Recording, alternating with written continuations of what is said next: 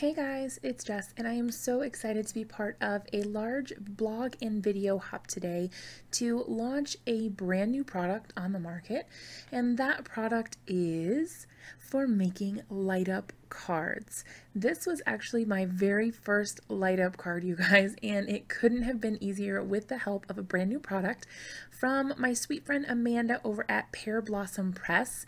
I will have a link to her shop down in the description below. I'm not affiliated with her. I don't think she has an affiliate program or anything like that because they are a brand new company, but I really liked this product and I thought you guys might too, so I wanted to share it and kind of put it out there for you guys to see.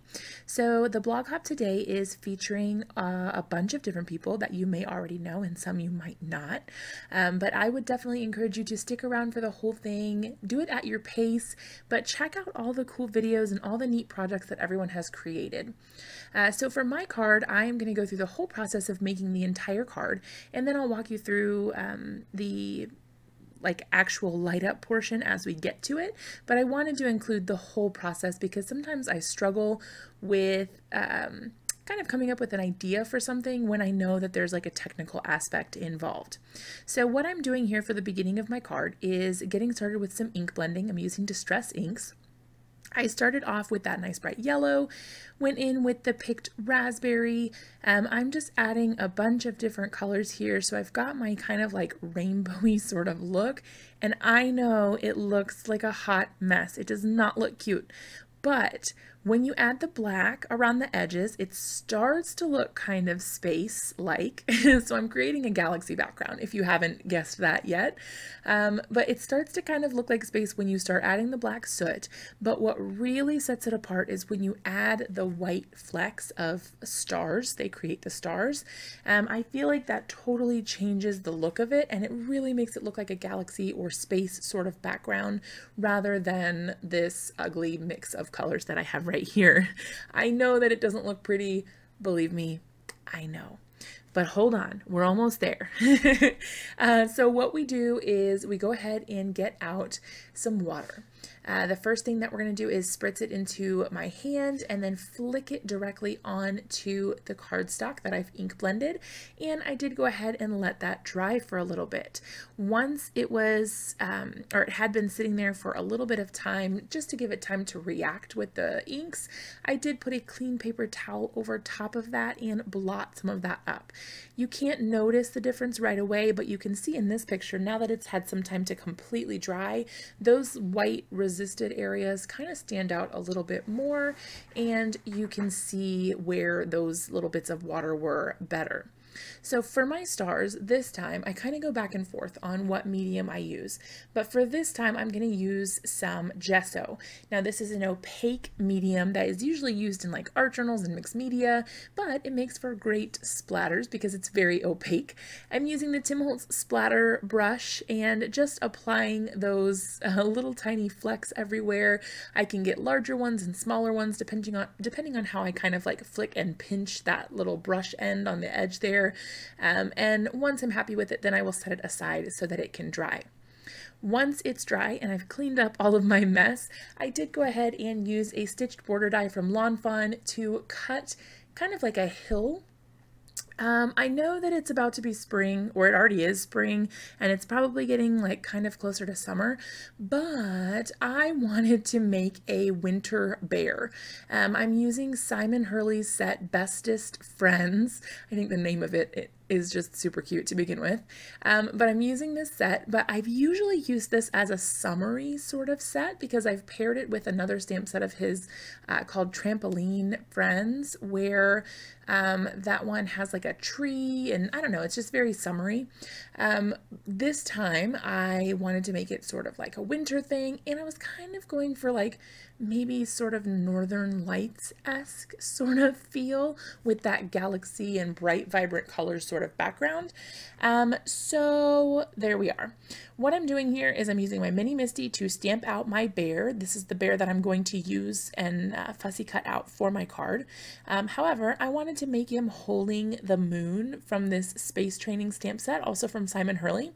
So I stamped another portion of the bear on a full sticky note. So the whole back of the sticky note is sticky rather than just like the top little portion of a normal sticky note. And this is perfect for cutting masks out. I really, really like this. It makes it super easy to mask off areas. So you just stamp an extra one, cut out the pieces that you need to create your mask, and call it a day. So I am just cutting that out with my fussy cutting scissors from Brutus Monroe.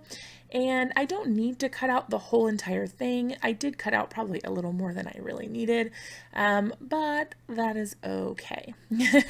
I wanted to make sure that I got the masking correct this time, because previously I did make a card where I didn't quite mask it correctly, and it looked like the item was in front of the bear's hands instead of actually being held by the bear. So this time I got smart and I did my masking the right way so that it looks like he's actually holding the moon.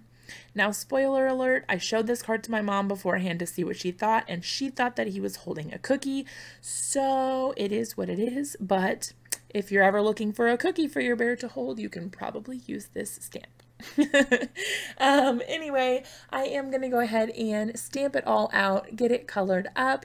You'll be able to see here in just a second, once I take the mask off, that it does look like he is holding the moon, which is super duper cute. I absolutely love it. It turned out really cute in my opinion. And there you go. So next I'm just going to go ahead and color up my image with some Copic markers. It's going to take me a little bit, even on 8 times speed. So I'm going to put on some music, and I'll be back with you after I'm done coloring.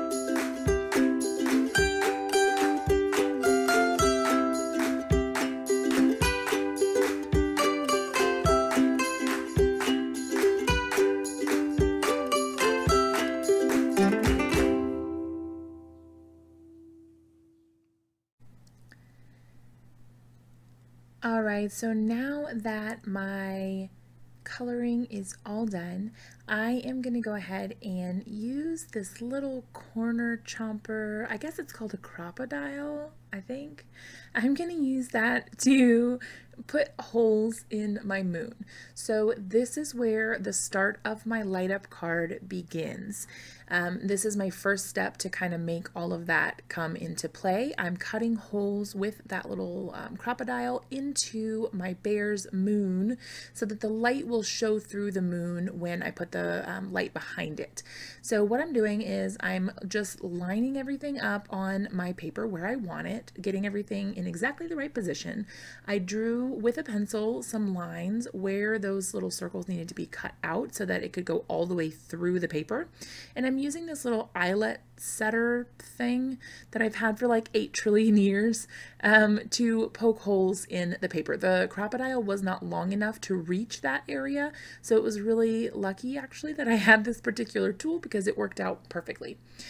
So what I'm going to do is put some vellum behind my moon so that when the light shines through, it's not so bright. It will give it kind of like a muted sort of effect. And I really like the way that this helped the light get a little bit softer looking. So I'm just using some glue to apply that little square of vellum. It does not need to be pretty, just so long as it covers those little holes up, and it kind of helps protect my lighting a little bit, just because it gives it that little barrier in between. So then I can go ahead and start assembling the rest of my card. What I decided is I wanted to put my sentiment directly on to my little snowbank, just to give it a little bit of added interest.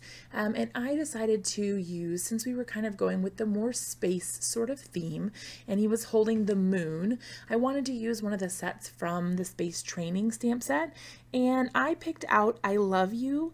That one's going to go at the top, kind of. And then down at the bottom, it's going to say to the moon and back. I thought this was a really super cute way to incorporate the moon, since he's holding the moon. I don't know. I just thought it was really cute. So I'm using my Mini Misty, big surprise there, to stamp out the sentiment down there at the bottom. Just using some extreme black ink from My Favorite Things. This is one of my favorite black inks, and I keep pulling it out again and again, so it's definitely a favorite of mine. It stamps really, really nicely. So just stamping that out and getting everything ready, and then I will go ahead and heat emboss the sentiment for the top as well.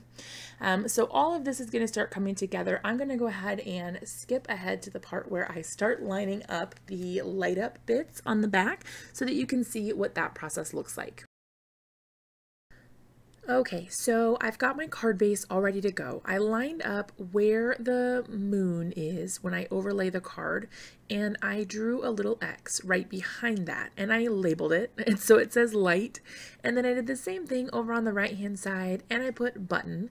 This just helps me remember what goes where and where I need everything to line up in the end.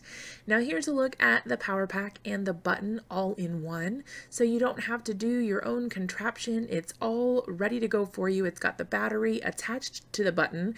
All you have to do is put on the light and attach the copper tape. So it's really super simple, and it's easier than other options I've seen out there prior to this cute little contraption being made available.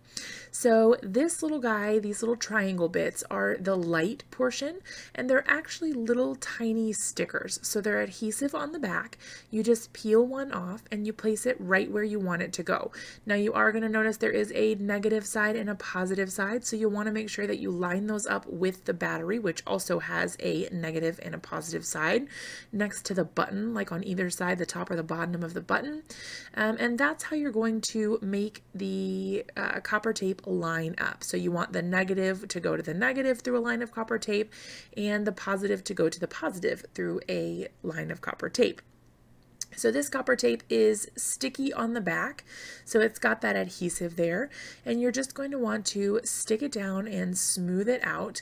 You can rip this like I'm doing here. You can just rip it and then overlay it the next direction. So I'm just layering it right over top of it, and it totally doesn't matter so long as your copper tape path is not interrupted.